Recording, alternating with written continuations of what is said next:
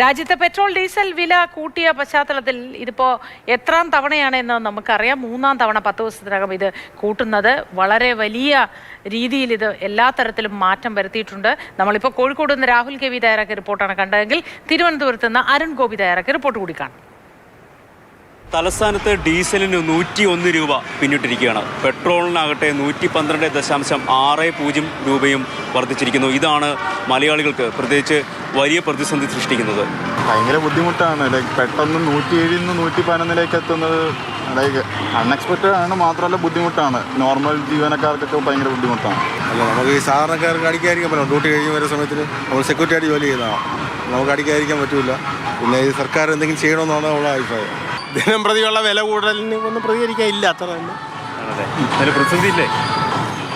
പ്രതിസന്ധി ജീവിതം മൊത്തത്തെ പ്രതിസന്ധിയാണ്. പിന്നെ തള്ളി മന്തി അങ്ങ് പോകും. അത്ര വില കൂട്ടിയത് എന്തെങ്കിലും അടിച്ചല്ലേ പറ്റൂ ജോലി ചെയ്യാൻ. അത് 10 ദിവസത്തിന് 3-ാം തവണയാണ് വില കൂടിയിരുന്നത്. അവർ കൂട്ടി പോണ്, നമ്മൾ ജീവിക്കാൻ കഷ്ടപ്പെട്ടു പോണ്. ഇത് തന്നെയാണ് എല്ലാവർക്കും പറയാനുള്ളത്. ഇന്ധനവില എത്ര വർദ്ധിച്ചാലും പെട്രോളും ഡീസലും അടിച്ചല്ലേ പറ്റൂ. ക്യാമറമാൻ അനൂപിനൊപ്പം അരുൺ പി ഗോപി, മാതൃഭൂമി ന്യൂസ്, തിരുവനന്തപുരം.